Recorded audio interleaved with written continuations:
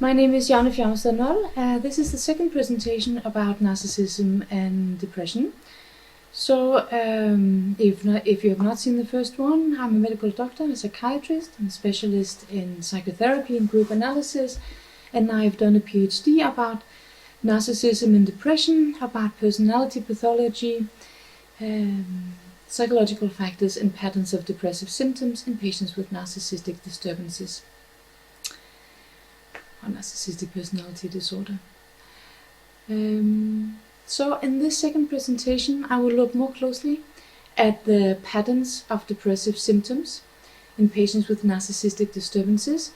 And this presentation will be based around the paper called Characterological Depression in Patients with Narcissistic Personality Disorder. It is published in the Nordic Journal of Psychiatry, where you can find it. So, a little background. I will repeat a little bit from the last presentation. So, remember that when we talk about narcissistic disturbances, normal narcissism refers to aspects of normal self-esteem regulation, whereas in the pathological narcissism, the self-esteem is disturbed and regulated through a distorted self-image with the pathological grandiose self. And the narcissistic personality disorder per se is the characterological constellation that sustains this pathological self-esteem regulation. A little bit of repetition about this phenotypical range.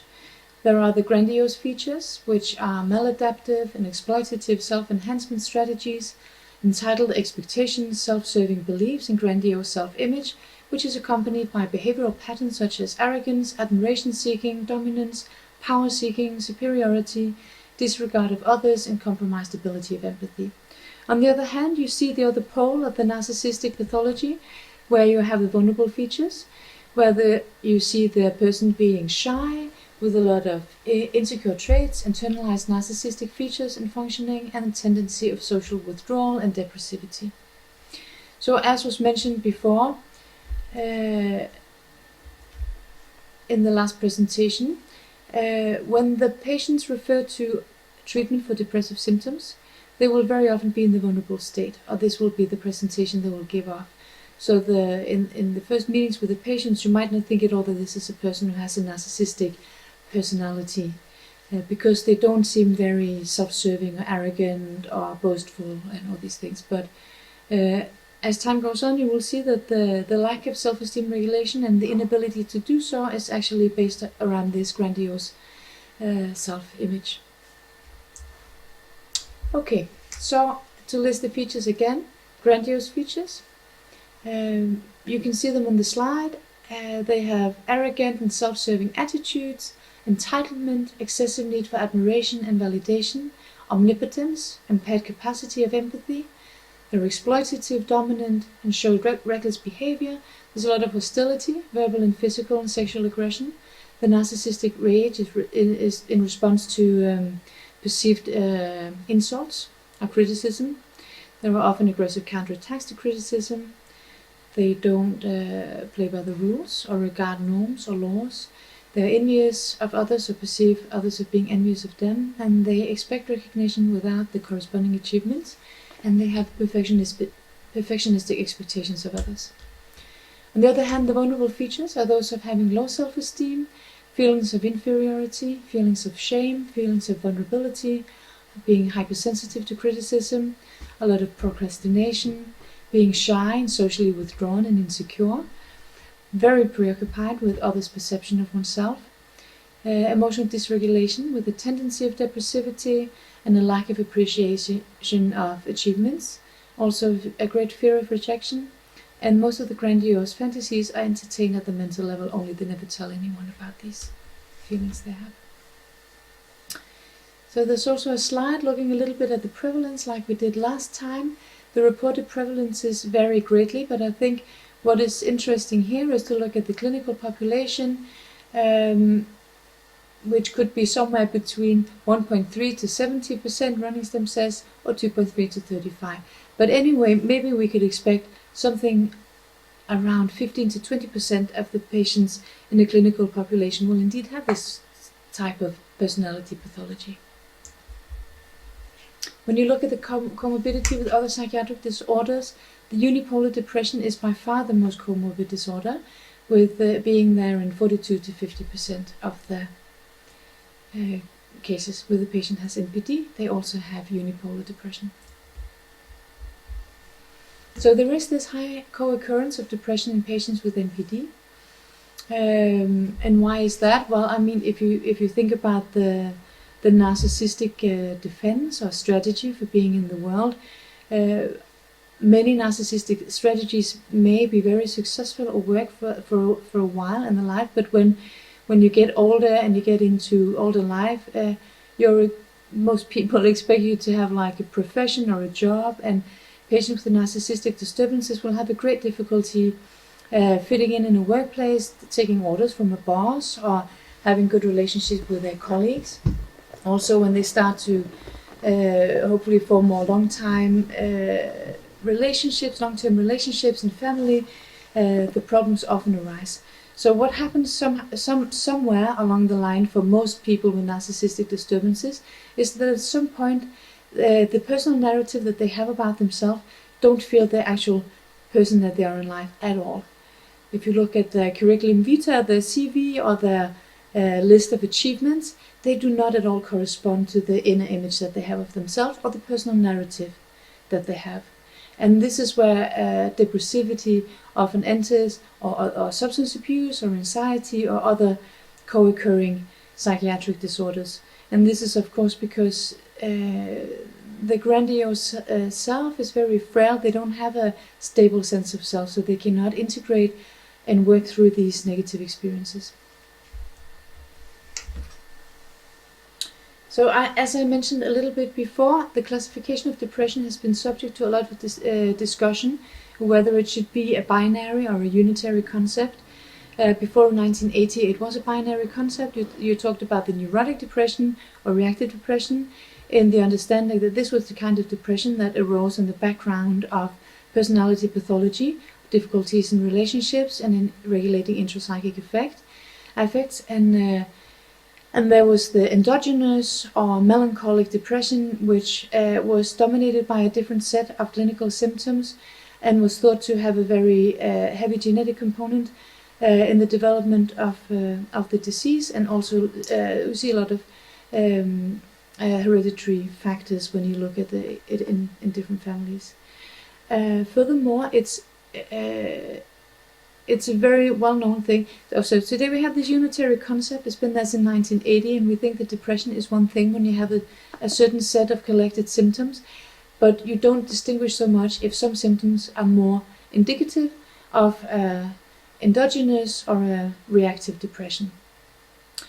A lot of clinicians know that when you have patients in treatment for depression, you will very often experience that there is some alleviation in the beginning, but then if there is a lot of personality pathology, the depression cannot really be cured unless you actively go in and do a therapeutic treatment of the personality disorder. So there is a lot of residual symptoms if you look at the whole group of depressive patients, and this could be accounted for by this part of the depressive patients that indeed have a personality disorder that is not treated, and therefore they relapse in the depression, or they have a lot of residual symptoms always. So a lot of clinicians will recognize this understanding that there can be two different types of depression. You can become depressed in different ways, and that they have a quite different clinical presentation, and the themes are quite different when you work with it therapeutically. So this concept of characterological depression was described by Kernberg and Jomins in an article from 2013. And this is what I've based the theoretical background for this paper on, is this article by Kernberg and Jomins, because they give a very thorough description, and it's very, very much in line with my own clinical conception, and this was exactly what I wanted to describe in this project. So it's part of my PhD study about narcissism and depression, and it's the second part of the first study. The PhD had 3 different studies. And this first study is the one looking at patterns of depressive symptoms. So the research questions that I posted was how are the patterns of depressive symptoms presented in the 2 groups? And then I looked at if Newcastle Diagnostic Depression Scale would be a good measure for identifying characterological depression in this group of patients. Furthermore, I looked at whether the levels of personality functioning scale, which is the interview for the general criteria of personality disorders and the alternative model of personality disorders, the SCID AMPD interview. So is this interview levels of personality functioning scale and Newcastle Diagnostic Depression Scale good predictors of personality pathology? So the aims of the study were to investigate differences in depressive phenomenology between depressed patients with NPD and depressed patients without a personality disorder, and to identify and distinguish 2 patterns of depressive symptoms using the Newcastle Diagnostic Depression Scale. So I will go through the study and the process of data collection and then the results, and then it will lead us up to the discussion. So if we look at the method, this study was a cross-sectional investigation of a clinical sample. I compared 2 groups of depressed patients. One group had depression and narcissistic personality disorder, and the other group had depression and no personality disorder. So the sample was drawn from 2 outpatient clinics for non-psychotic disorders, Psykiatrisk Klinik Holbæk and Slagelse. The participants gave their written consent, they didn't receive any form of reimbursement, and the data collection was performed before commencing treatment. So participation in the study didn't affect the planned course of treatment. The patients that were included were referred for treatment between the 1st of August 17 and the 1st of May 18, and the study was approved by the Danish Data Agency, and we found that approval from the Danish Scientific Ethical Committee was not required, as there was no intervention in the study. It was just a study of the psychopathology. So there was a 3-step model. First, the referred patients were all screened, so they received an online questionnaire with the SCID-5 questionnaire and the BDI, Back Depression Inventory. So then if they decided to reply to this, then if they were thought to meet the inclusion criteria, they were invited for further interview, and then the interviews were performed to assess them for inclusion, and that was the SCID-5 personality disorder and the MINI, and this was to exclude the occurrence of other co-occurring psychiatric disorders. That's assessed by the MINI. And then they went on to the inclusion in the project. The ones who were included, they were interviewed with the SCID AMPD Module 1, the levels of personality functioning scale, and the Newcastle Diagnostic Depression Scale. They also completed self-report instruments, the PID-5, the Pathological Narcissism Inventory, the Multi-Dimensional Perfectionism Scale, the Internalized Shame Scale, and the BUS Peri-Aggression Questionnaire. So in this article, I will only look at the results that came out of the Newcastle Diagnostic Depression Scale and also mention the SCID AMPD, but I will not go into the results regarding the specific psychological factors that they also answered, as they were part of the last 2 studies. So all the referred patients were invited to complete the 2 mentioned questionnaires via an online survey link, personalized link. So 755 patients received the questionnaire and 419 completed it. So the response rate was 54%, which is very normal and acceptable for it to be a representative sample of this clinical population.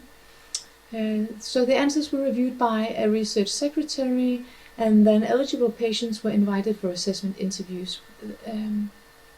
So all the interviews were performed by myself, and I started by performing the levels of personality functioning interview so that I could be blinded to that, and then later on I actually did the SCID-5 to see if they were in fact to be included or not. So this is just to see that I had to be a little bit creative in in the procedure, and this because it was not possible to employ another person to do all the assessment interview for inclusion. So this was the model that was possible. So 157 patients were possibly eligible for inclusion. Out of these, 15 didn't want to participate, and there were 25 that were interviewed that were excluded for the following reasons. One didn't have sufficient Danish skills, one was suffering from other psychiatric disorders, 18 were suffering from other personality disorders, mainly borderline personality disorder, 4 were not fulfilling the diagnostic criteria for NPD, and so the final sample consisted of 117 patients. There were 61 patients in the NPD group and 56 patients in the no-PD group. The inclusion criteria were as follows. The inclusion criteria were BDI over 13 and narcissistic personality disorder. This is called the NPD group. And the other group had BDI over 13 and no personality disorder, and this is called the no-PD group. So exclusion criteria were personality disorders other than narcissistic personality disorder or other psychiatric disorder, which was assessed by Mini. So these were the measures that were used for the screening and inclusion. The SCID questionnaire is a 119 18 self-report scale with the yes or no answer, and this assesses the possible presence of a personality disorder, and you further assess it by performing the SCID 5PD interview. And this is the next thing that is mentioned. It is a 119 question interview-based semi-structured interview that you use to diagnose personality disorders. So I performed an inter-rater reliability during the pilot study of this and found the ICC for the total SCID 5PD to be 0.88, so acceptable inter-rater reliability. So for screening and inclusion, the Mini International Neuropsychiatric Interview, this is a structured diagnostic interview for DSM-4 and ICD-10 psychiatric disorders. It has 15 domains of mental disorders, and this was to exclude other mental disorders. And then the Beck Depression Inventory, it's a 21-item self-report inventory, which is used for measuring severity of depression. Each item is scored on a 4-point Likert scale ranging from 0 to 3, and higher scores indicate more severe depressive symptoms. So the statistical analysis to test for differences in age, SCID, NPD criterion counts, and BDI, I performed independent t-tests with a bootstrap of 10,000 to adjust for skew distribution. And then to test for differences in educational level, employment status, and relationship status, I used chi-square tests, Fisher's exact method, and then the ICC for the SCID 5PD was calculated based on a mean rating, absolute agreement two-way mixed effect model. The statistical analysis were all performed using SPSS. So if you look at the results, the descriptive and demographic data were as following. All the participants were Caucasian with good Danish language skills. There was no significant difference in gender distribution between the two groups. However, in both groups there were a large amount of females. This could reflect the general population of the people treating in these clinics. There are far more women generally, but 85% in the no-PD group and 86% in the NPD group were female. But no significant difference between the groups. And there was a significant difference in age, and the no-PD group were older. So the mean age in the no-PD group were 41.2 years, and in the NPD group it was 32.5 years. There was a significant difference in the relationship status. The patients in the no-PD group were more often in a relationship. So these are not surprising, these results. This is what we would expect from a population with personality disorder, had to have problems with relationships. Also the employment status was different. The no-PD group had a high level of employment and a higher level of education. So this shows that this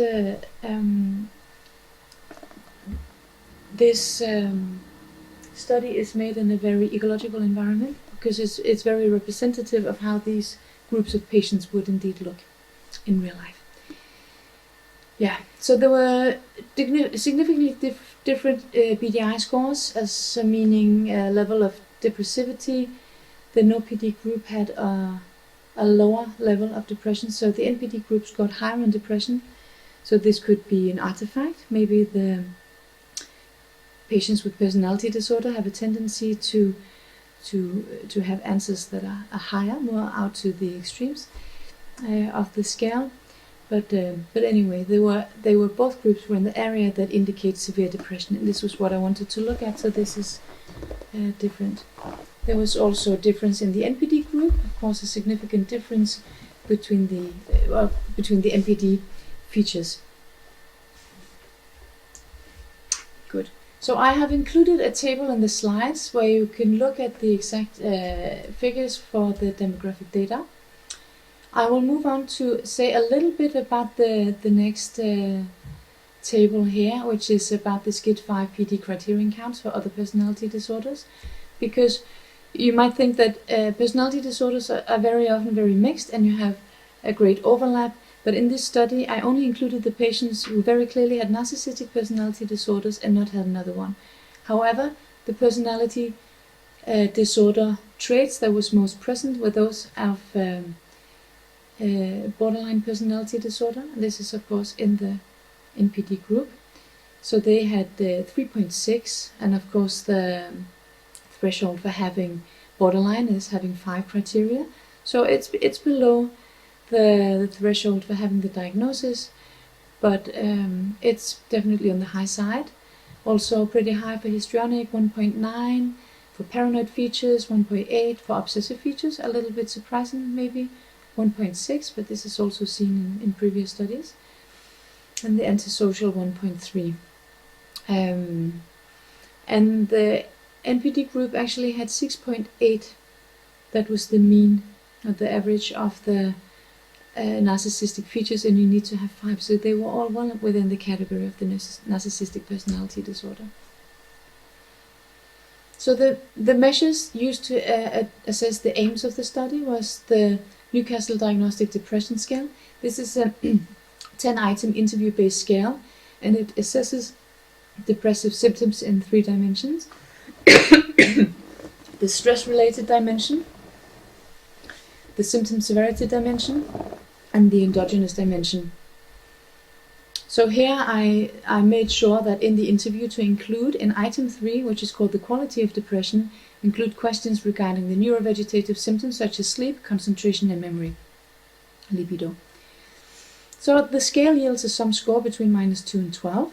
So if you have scores between -2 and 5.5, this indicates that you have a characterological depression or a reactive depression, and if you have scores from 6 to 12, this indicates an endogenous depression or a melancholic depression. So if you look briefly at the actual questions, you can see that there are 10 items. The first one is about personality disorder, and this is based on information of previous nervous breakdowns or difficulties in social life. Of course, in this case, I had actually done the SCID-5 PD interview with this person before, so I already had knowledge of whether or not there was personality pathology. The stressful life events in the last 6 months prior to the current episode could be worries about one's own or member of family's health, death, interpersonal conflict, worries regarding work life or financial situation. And then the quality of depression.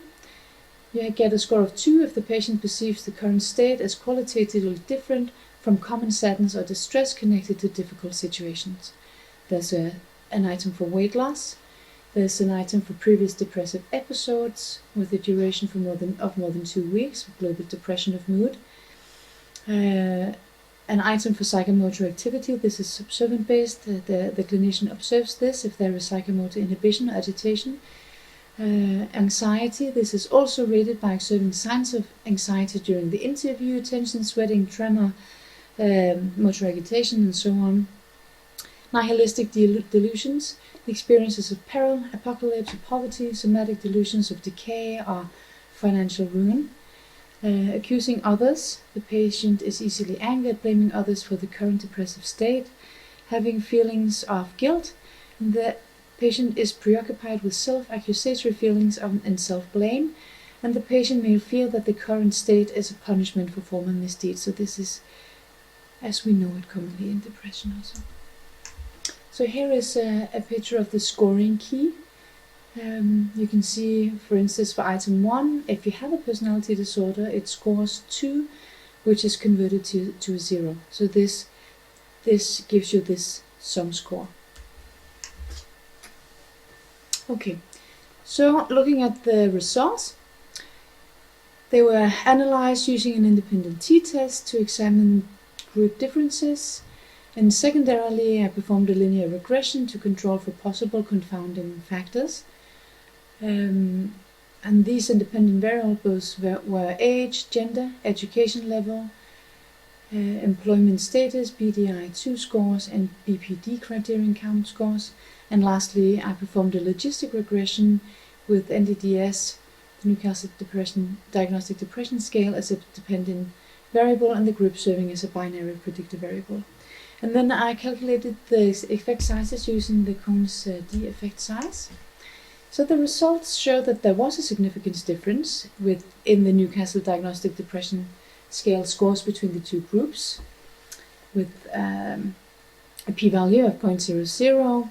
The mean scores were 7.3 in the no-PD group, so we remember it should be from between 5.5 and 12, so this is right in the middle of this category or group.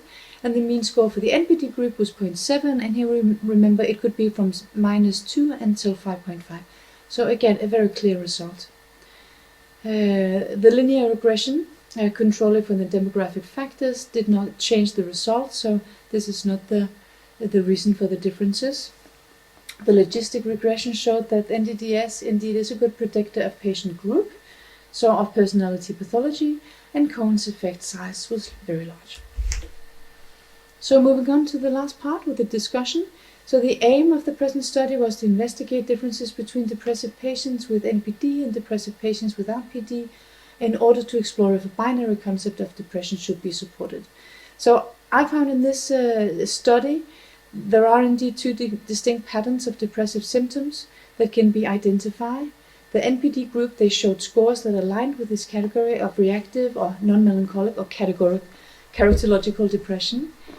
So I will repeat them again. So it's the fluctuation of symptom severity over time, no clear demarcation of onset of current episode, and the current episode is in most cases precipitated by a stressful life event occurring within the last 6 months. No melancholic symptoms and no diurnal variation in symptoms. The thoughts are predominantly occupied with accusatory feelings, and suicidal ideation is spontaneous and erratic, often occurring in response to insults or defeats. So in contrast, the no-PD group showed scores aligned with the category of endogenous or melancholic depression. So here, as we remember, the depressive symptoms have a clear point of onset in time and have a global and stable level of severity of dysthymia. The current episode is in most cases not precipitated by stressful life events within the previous 6 months. There are melancholic symptoms in the form of disturbances of sleep, appetite, and libido, and the thought pattern is largely filled with self-accusatory ruminations and severe feelings of guilt. And the suicidal ideation is stable and severe.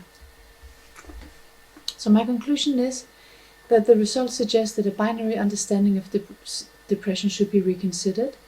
There is indeed a need for a clinical instrument that could provide a tool to distinguish between these two different patterns of depression, that most depression scales are aimed at measuring severity of depression and not the type of depression. So therefore, Newcastle Diagnostic Depression Scale could provide an instrument to aid clinicians in determining the type and origin of depression. And also, I believe that recognizing characterologically based depression and distinguishing this from major depression is essential. It's essential to provide the relevant treatment for depressive patients, and this is not only when they have a narcissistic personality disorder, it's also the case if they have a depression on the background of another personality disorder. They should have treatment for the personality disorder and not a common treatment for depression like a CBD treatment, cognitive behavioral treatment, or psychopharmacological treatment.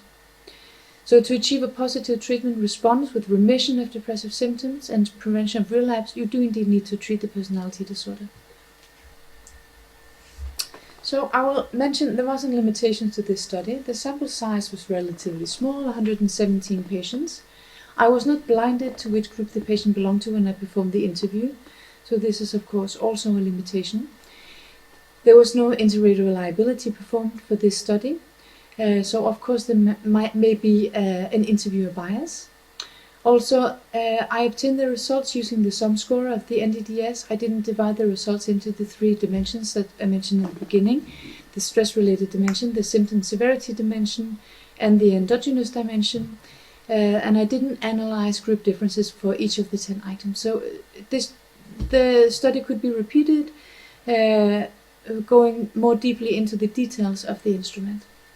So I think further research would be very interesting. We'd repeat this investigation in a similar clinical environment, preferably with a larger patient sample, and employing several raters in the process, and also to investigate how what results this Newcastle Diagnostic Depression Scale yields if you try it on patients with other personality disorders than narcissistic personality disorder.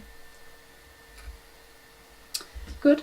So this is the end of this second presentation. There will be another presentation which is about the psychotherapeutic treatment of depressive symptoms in patients with narcissistic personality disorder. So I hope that you have enjoyed this one and that it has provided you with some new knowledge, information, details, or practical clinical advice. So thank you very much for your attention.